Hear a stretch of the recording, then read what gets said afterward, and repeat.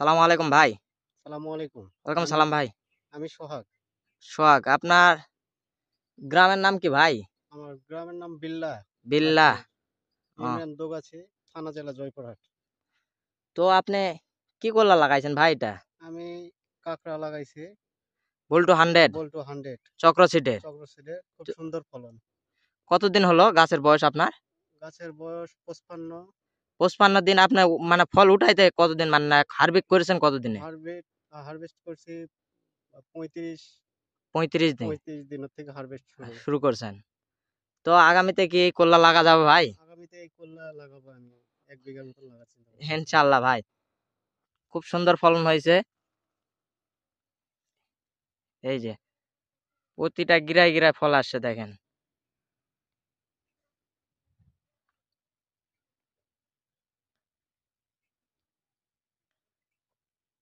এই যে কল্লার সাইজ।